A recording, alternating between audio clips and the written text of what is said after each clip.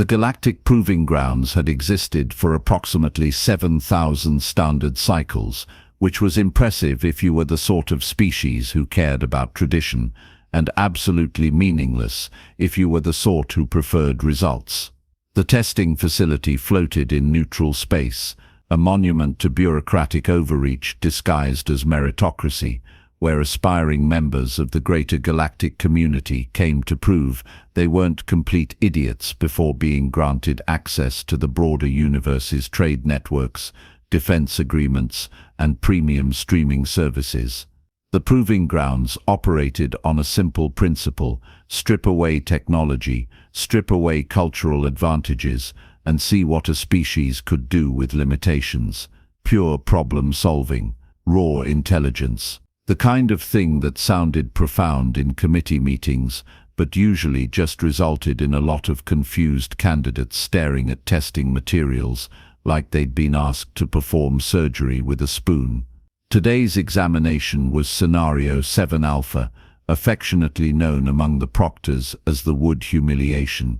Candidates were deposited into a controlled wilderness environment spanning roughly 10 square kilometers, given access to nothing but wood in its various forms, and tasked with surviving while hunting designated target creatures. No metal, no synthetic polymers, no crystalline computational matrices, just wood and whatever you could make from it, and the sinking feeling that your entire technological civilization had been a crutch you didn't know you were leaning on. The observation deck overlooked the testing ground through a panoramic energy barrier, currently occupied by a collection of proctors representing various species, all holding data tablets and wearing expressions ranging from mild interest to profound boredom. Proctor Vexthalan, a Quellex whose chitinous form reflected the ambient light in unsettling patterns, tapped his foreclaw against his tablet with rhythmic precision. "We have 6 candidates today," he announced to no one in particular, because proctors loved narrating things everyone already knew. The Zenthari brought their molecular manipulation techniques. The Kresh have that living wood bonding thing they're so proud of.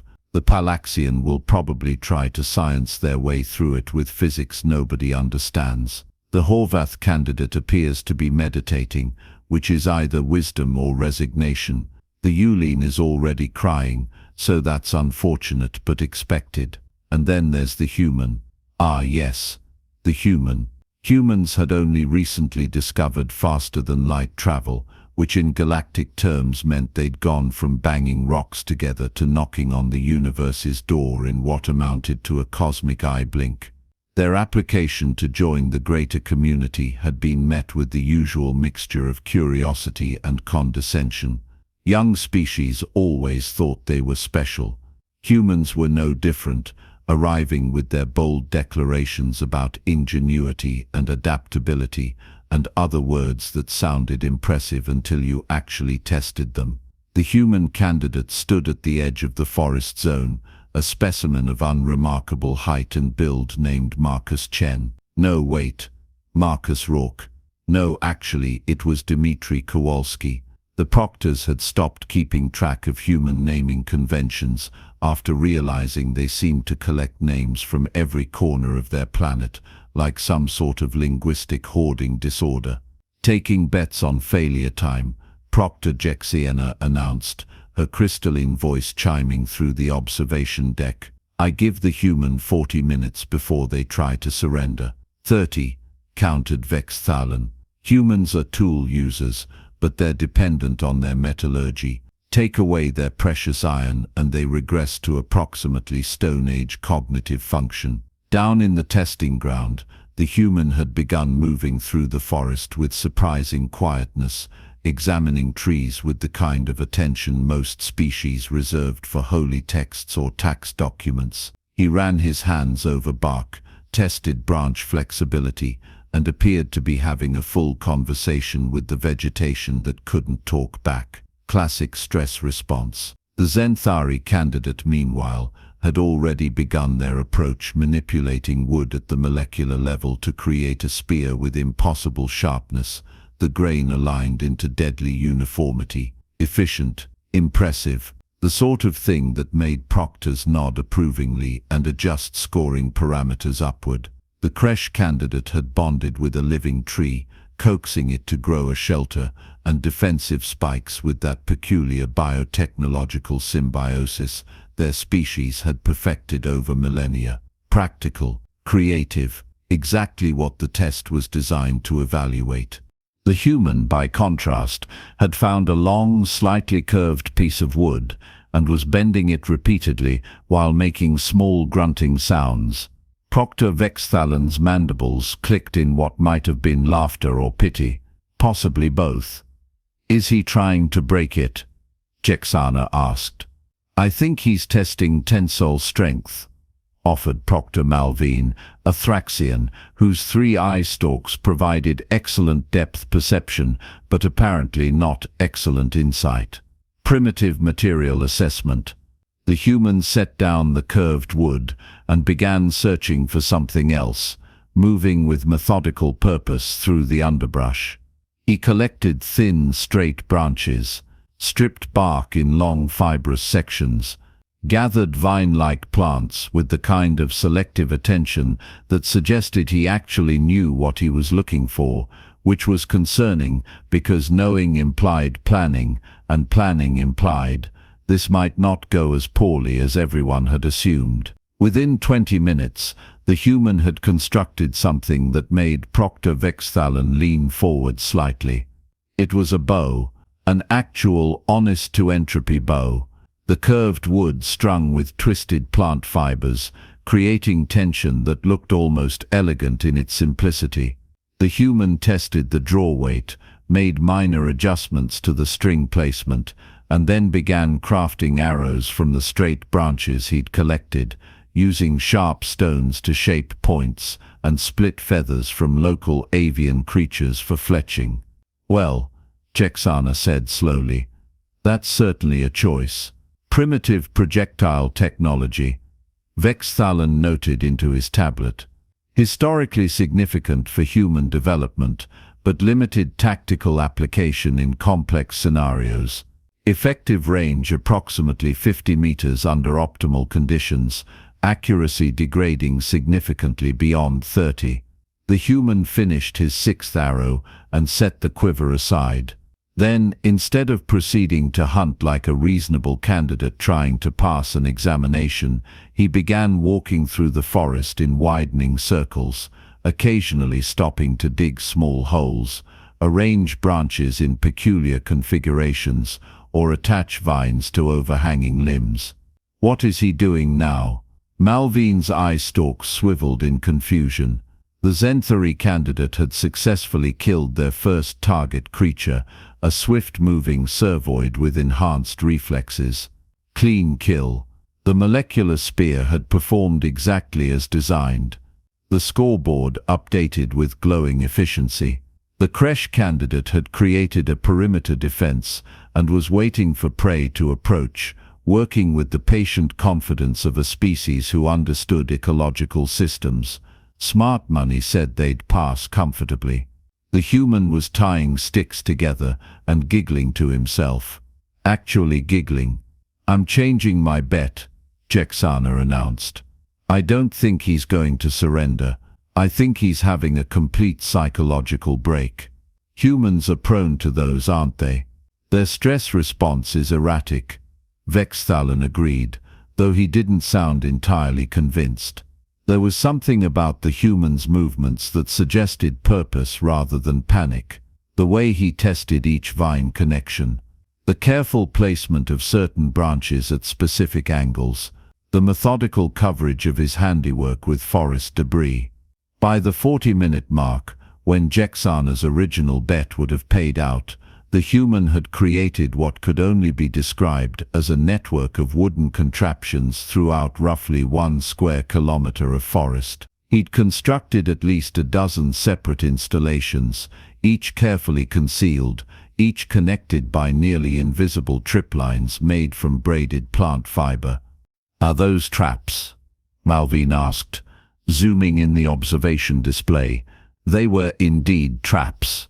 Deadfalls using weighted logs suspended over game trails, snares positioned at throat height for the target creatures, pressure triggers that would release sharpened stakes from camouflaged positions, a complex, interconnected hunting system that turned an entire section of forest into what could only be called a tactical kill zone, except it was made entirely from wood and plant material, and the disturbing creativity of a species everyone had assumed would be crying in a corner by now.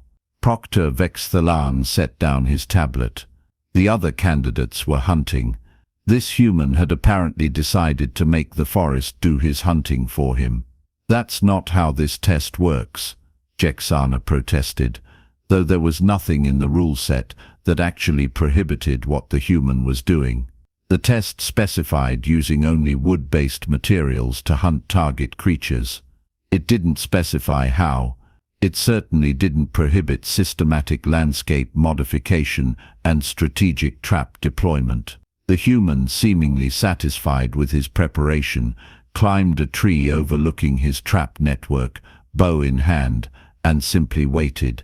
He'd selected a position with clear sight lines to at least 6 different trap locations. The way he'd positioned himself suggested an understanding of wind direction, shadow patterns, and the natural movement corridors prey animals used when traversing unfamiliar territory. How does he know to do that? Malvine wondered aloud. The first target creature, a small raptor analog with predatory intelligence, entered the trap network, following what it thought was an easy trail. The human didn't move. He watched as the creature approached one of his snare installations, triggered the pressure plate he'd constructed from flat wood and counterweights, and was immediately yanked upward by a vine loop that tightened around its leg with mechanical precision. The creature shrieked, thrashing. The human drew his bow, the movement smooth and practiced, and released an arrow that flew in a gentle arc before striking the suspended creature through the chest cavity. Clean kill, silent, efficient. The scoreboard updated. The proctors stared. "Luck," Vexthalan said, but his mandibles had stopped clicking.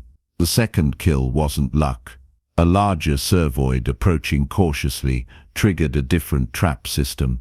This one used a bent sapling as a spring mechanism, releasing when the tripline was disturbed.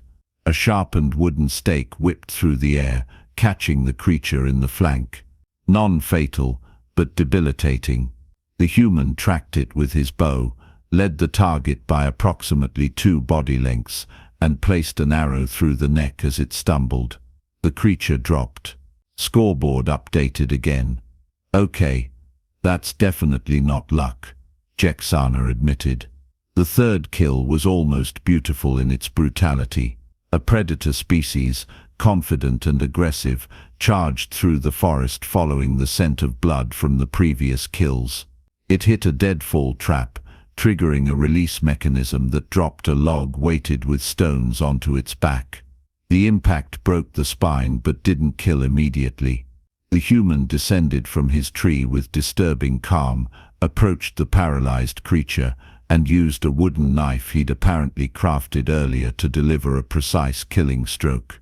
3 target creatures eliminated in under 90 minutes, using a hunting system that required minimal direct involvement and could theoretically operate for days with proper maintenance. The other candidates had managed 1 or 2 kills each through direct confrontation, expending significant energy in the process. The human had created a machine, using nothing but wood and understanding of mechanical principles that shouldn't have been impressive but somehow were. "I need to review their species file," Vexthalan muttered, pulling up data with increasingly frantic claw movements. Humans are listed as recently spacefaring. Limited technological development prior to Industrial Revolution approximately 300 local years ago. Before that, they were, "Oh, Jexana leaned over to read. Oh no, the human species file, when you scrolled past the recent achievements, painted a very different picture than the one comfortable assumptions had suggested. Humans had spent roughly 200,000 years as persistence hunters on their homeworld.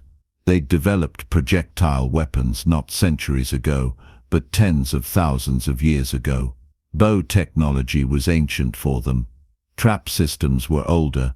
They'd been apex predators not through strength or speed or natural weapons, but through the ability to turn their environment into a weapon system using whatever materials were available.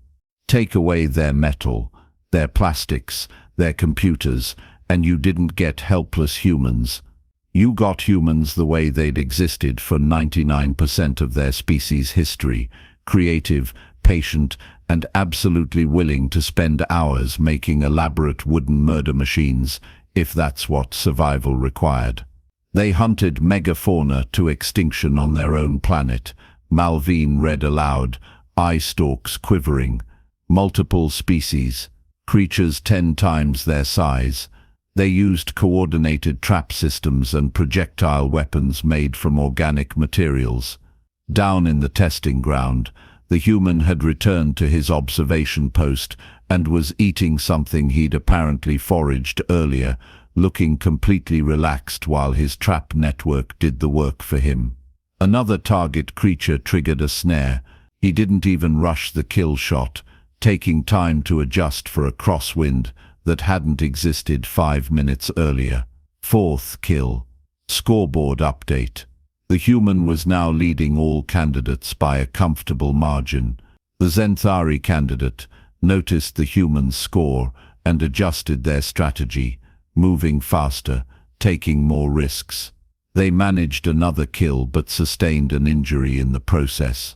The molecular spear was impressive, but it required direct confrontation, and direct confrontation meant exposure to danger.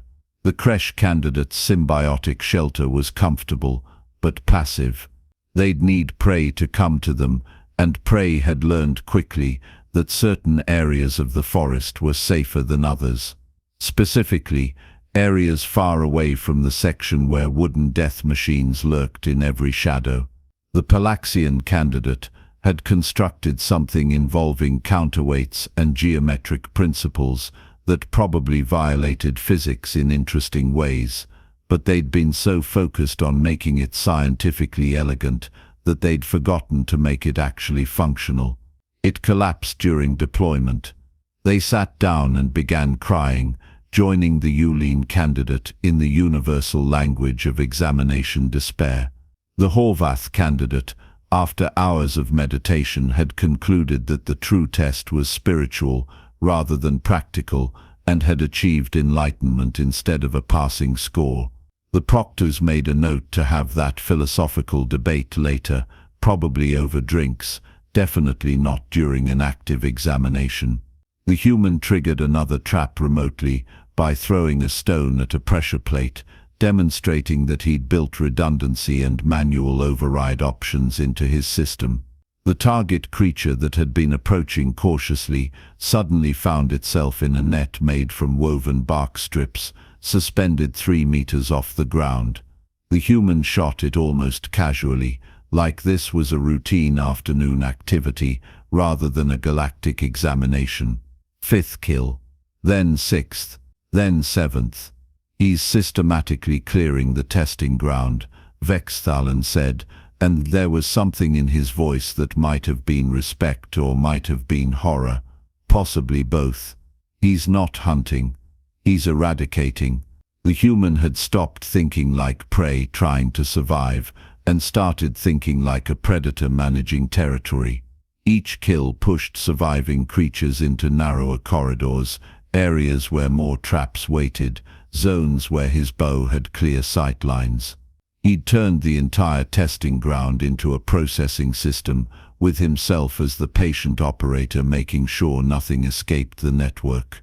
What's the record for this scenario? Jexana asked quietly. 9 target creatures, Malvine answered, set by a Kresh candidate approximately 400 cycles ago, required 2 full days. The human claimed his 9th kill just before the 3-hour mark. He didn't celebrate. He simply reset the trap that had been triggered, gathered his arrows for reuse, and returned to his observation post. There were still target creatures in the testing ground. He could see them, moving nervously through areas they thought were safe, unaware that the humans' trap network extended further than the proctors had initially realized. 10th kill at hour 4. The human had officially exceeded the standing record and showed no signs of stopping. He'd entered what psychologists called flow state, that peculiar mental zone where complex tasks became automatic and time ceased having meaning. His movements were economical. His trap resets were faster now, muscle memory taking over. He'd stopped thinking about passing the examination and started thinking about perfecting the system. "Do we stop this?" Jackson asked. "He's already passed. This is just excessive." The test parameters allow candidates to continue until time expires or voluntary withdrawal, Vexthalen noted. "He hasn't violated any rules. Technically, he's giving us excellent data on maximum performance metrics. Technically, he's making everyone else look bad," Malvine corrected. The human claimed 2 more kills in rapid succession, creatures that had made the fatal mistake of thinking the forest had quieted down enough to be safe. The traps didn't care about false security. The traps were patient. The traps were everywhere. And behind the traps was a human with a wooden bow who'd apparently decided that good enough was for species who didn't have 200,000 years of hunting experience encoded in their cultural DNA. By hour 6, the testing ground had gone quiet. Not peaceful, but empty.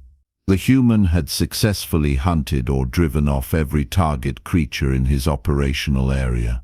He climbed down from his tree, methodically disassembled his trap network with the same care he'd used to construct it, and walked toward the extraction point with his bow slung over his shoulder and a small collection of arrows that had survived the examination.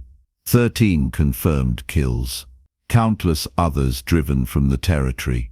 A complete hunting system created, deployed and dismantled using only wooden materials and what could only be called excessive competence. The proctors stood in silence as the human materialized in the extraction chamber, looking slightly tired but generally unbothered by having just shattered every existing performance metric for Scenario 7 Alpha. He set down his bow, stretched his shoulders, and noticed the observation window. "Did I pass?" he asked, which was either humility or sarcasm. The proctors genuinely couldn't tell. Vexthalen checked his tablet, though the scores were already burned into his memory. "You exceeded the minimum requirement by approximately 400%. "Cool," the human said.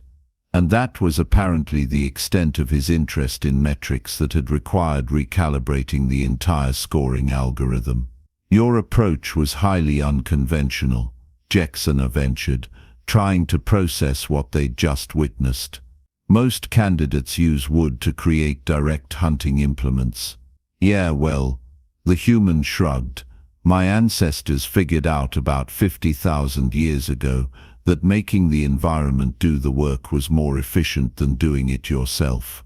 Why chase prey when you can make prey chase itself into your traps? Why risk injury in direct confrontation when you can engineer solutions that minimize exposure? It's just basic hunting strategy." Basic, he'd called it basic. The trap network that had turned an entire forest into a coordinated weapon system was in his assessment fundamental knowledge.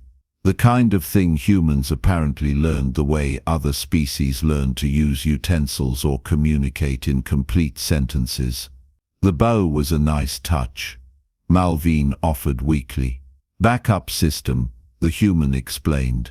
"The traps do most of the work, but you always need a ranged option for manual intervention. Never rely on a single method. Redundancy keeps you alive." "Redundancy, manual intervention." The human was discussing hunting strategy with the casual competence of someone describing how to make breakfast.